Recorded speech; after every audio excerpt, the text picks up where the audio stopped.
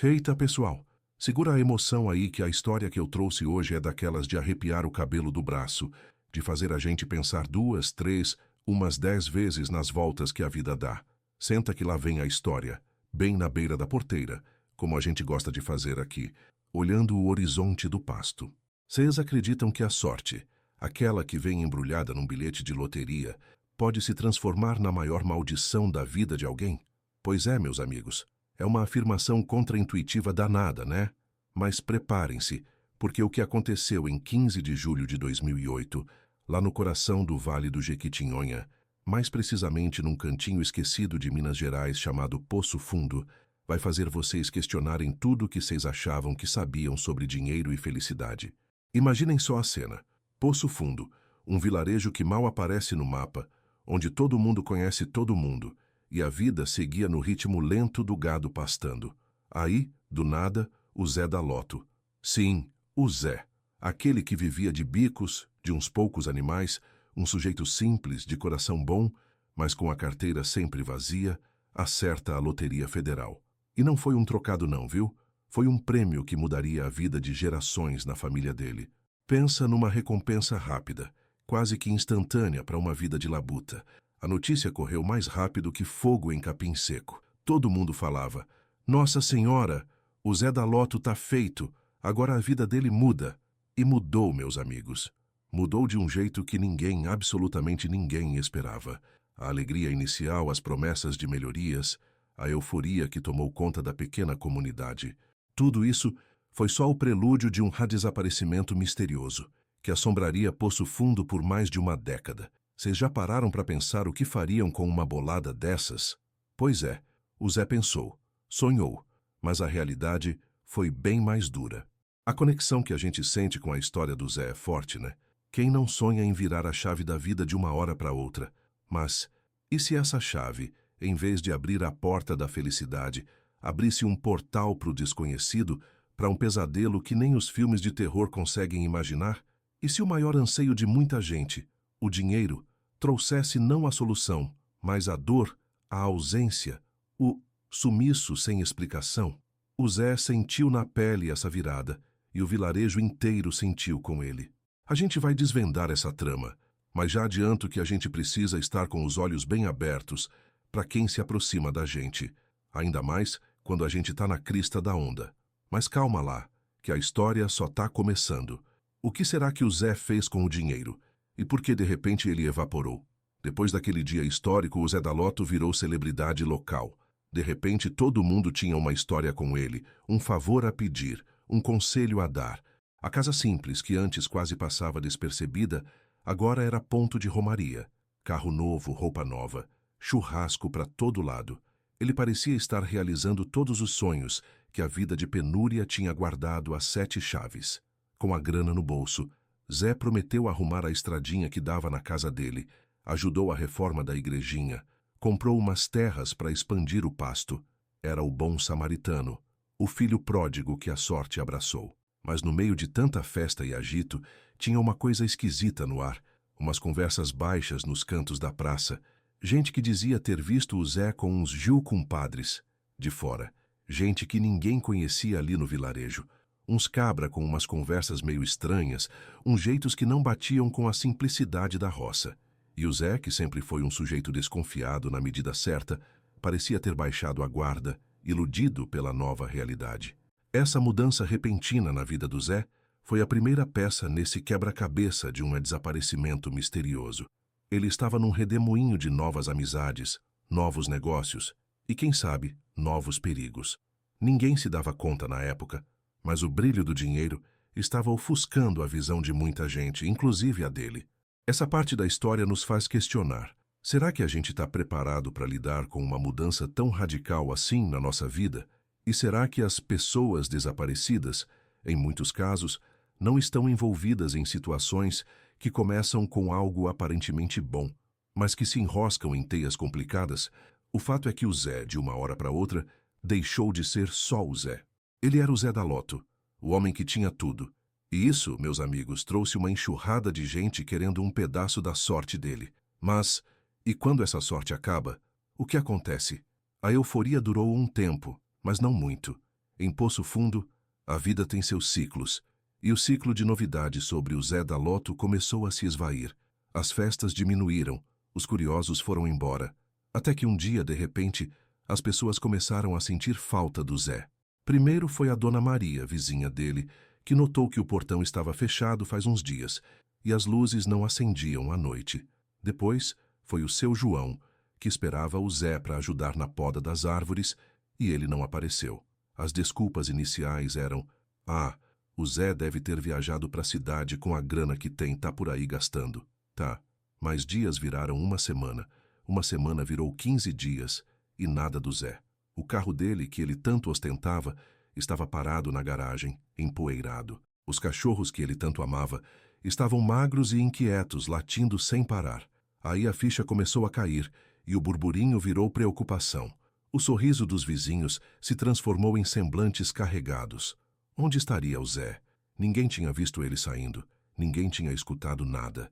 Era como se a terra tivesse engolido o homem e o seu caminhão de dinheiro. Um sumiço sem explicação, no meio do nada, no meio da certeza de que todo mundo sabia da vida de todo mundo. A família, que antes festejava, agora estava em pânico. A polícia, quando finalmente foi acionada, e aqui no interior as coisas demoram um pouco mais, viu? Começou a fazer as perguntas de praxe, mas sem pistas concretas, sem evidências de arrombamento, sem bilhetes, sem nada. A casa estava intacta, mas vazia. Esse era um daqueles casos reais de desaparecimento que começam com um mistério profundo, onde a ausência é a única presença. Ninguém conseguia entender como um homem com tanto dinheiro e tantos planos podia simplesmente desaparecer assim. Será que ele fugiu? Será que foi assaltado? Ou será que os tais compadres tinham alguma coisa a ver com isso? A incerteza pairava sobre o vilarejo, e a esperança de encontrá-lo vivo diminuía a cada dia que passava. Os meses se arrastaram, depois os anos. A polícia fez o que podia, interrogou vizinhos, revirou a casa do Zé, até mesmo esvaziou um poço antigo na propriedade, mas não achou absolutamente nada. O caso do Zé da Loto virou um arquivo empoeirado, mais um entre tantos casos não resolvidos, que assombram as pequenas comunidades. A família do Zé, coitada, ficou desolada. A mãe dele adoeceu de tristeza. O pai perdeu a alegria de viver. Os irmãos que antes sonhavam em usufruir da fortuna do Zé, agora só queriam o irmão de volta. O Zé de antes, simples e vivo. O vilarejo de Poço Fundo nunca mais foi o mesmo. Onde antes havia o som das risadas e as prosas na porta de casa, agora pairava um silêncio pesado, uma sombra de desconfiança. Cada forasteiro que passava, cada carro diferente que parava na estrada, era motivo de cochicho e desconfiança. A lenda do Zé da Loto, o ganhador que desapareceu, virou um conto de advertência para as crianças. Uma história triste que se contava nas noites frias. As pessoas passaram a ver a loteria com outros olhos, com um misto de cobiça e temor. Será que a sorte do Zé foi, na verdade, sua maldição? Essa é uma das histórias de desaparecidos que mais me tocou, porque ela mostra como um evento aparentemente feliz pode desatar uma tragédia sem precedentes. A falta de respostas era o que mais machucava. A gente no interior é acostumado com a certeza das coisas, com a rotina, um desaparecimento misterioso. Assim, sem um corpo, sem um motivo claro, sem um culpado, é uma ferida aberta na alma da gente. E o tempo, que costuma curar feridas, parecia apenas aprofundar essa. 13 anos, meus amigos. 13 longos anos de silêncio e especulação. O mundo girou, a tecnologia avançou, mas em Poço Fundo, o caso do Zé da Loto continuava intocado, uma ferida que não cicatrizava. As crianças que brincavam no dia do sumiço do Zé já eram adultos, com suas próprias famílias. A casa do Zé, abandonada, virou morada de morcegos e lendas urbanas. Muitos já tinham desistido, achando que o Zé tinha simplesmente ido embora, talvez para uma vida nova em outro lugar, fugindo dos problemas ou da pressão. Mas a família dele, essa nunca perdeu a esperança, mesmo que fosse uma esperança miúda, fininha, mas sempre acesa. E foi bem ali onde ninguém esperava que a verdade começou a rastejar para fora da terra. E não foi por um detetive famoso, nem por uma equipe de peritos de ponta. Foi, como quase sempre acontece nesses cantos mais isolados, por gente comum, gente da terra, gente que não esquece dos seus. Um dia lá para novembro de 2021, o seu Aguinaldo, que sempre cuidou do gado dele ali nas terras próximas à antiga propriedade do Zé, percebeu algo estranho. Uma parte do pasto, perto de um barranco íngreme, estava com a terra meio fofa, como se tivesse sido mexida recentemente, mas de um jeito bem rudimentar, sem máquinas. Ele conhecia cada palmo daquele chão, e aquilo não batia.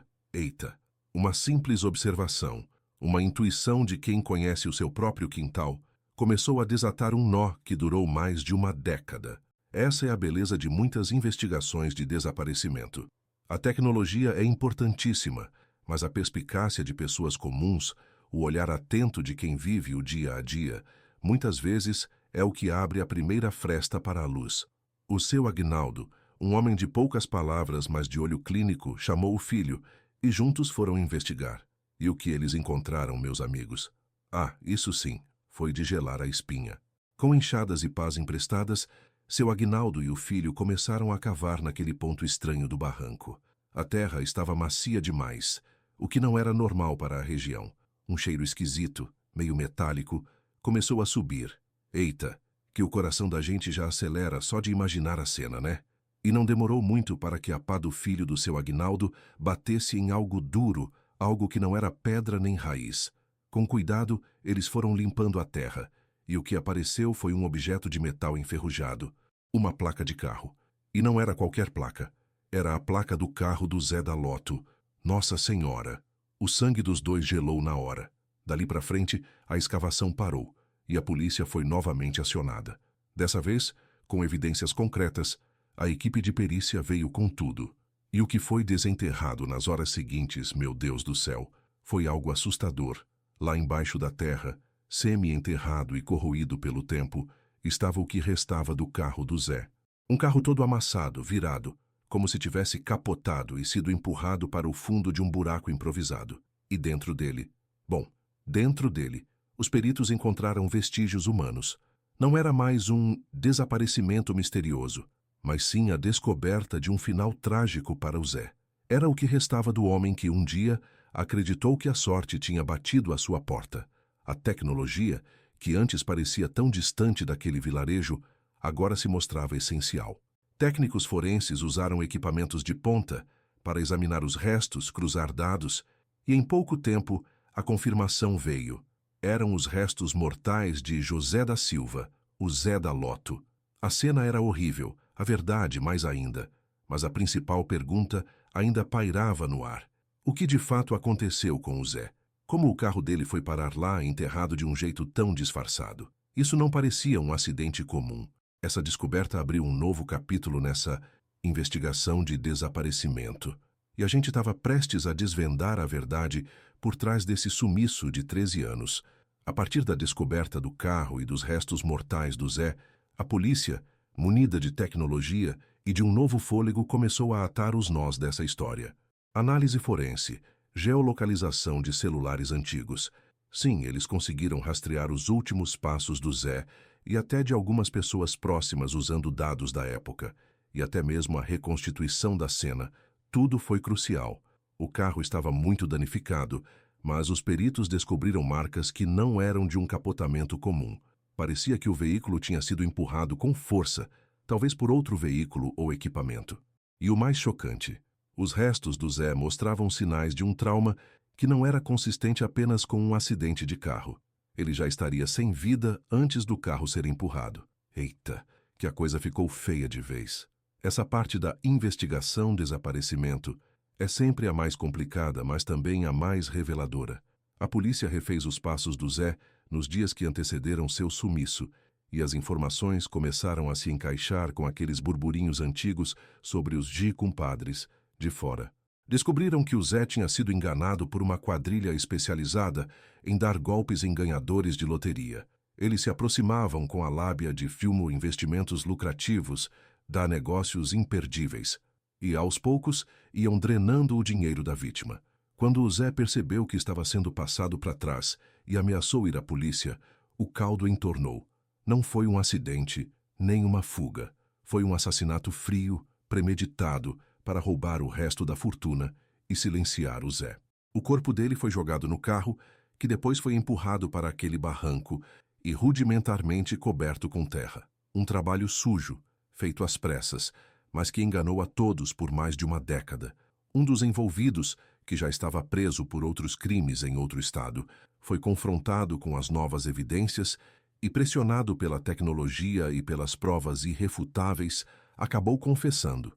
Ele deu detalhes, confirmando a frieza do crime. É nessas horas que a gente vê a importância da persistência e de nunca desistir de um caso, por mais tempo que passe. As pessoas desaparecidas merecem que a verdade venha à tona, não importa o custo.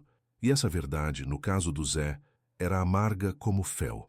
A verdade, finalmente revelada após 13 anos, trouxe um misto de alívio e tristeza profunda para Poço Fundo. Alívio por saber o que aconteceu, tristeza por confirmar o fim trágico de um homem que só queria realizar seus sonhos.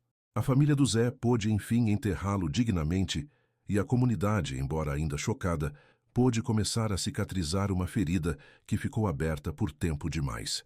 A justiça, ainda que tardia, começou a ser feita. Os outros envolvidos no crime foram identificados e estão sendo caçados. Essa é uma das histórias de desaparecidos que nos mostra a complexidade da maldade humana e como a cobiça pode levar a atos terríveis. Mas também nos mostra a força da persistência, da memória de uma comunidade e do avanço da ciência forense. Os casos reais de desaparecimento raramente têm um desfecho simples, e o do Zé da Loto é a prova disso. A tecnologia, que muitos acham que só serve para as cidades grandes, foi o elemento que, combinado com a observação atenta de um morador da roça, desvendou esse mistério. Ela deu voz ao Zé, que permaneceu em silêncio por tantos anos sob a terra. O que se aprende com essa história, meus amigos, é que a sorte, por mais que brilhe, pode atrair olhares indesejados, e que nem todo sorriso é sincero, principalmente quando muito dinheiro está envolvido.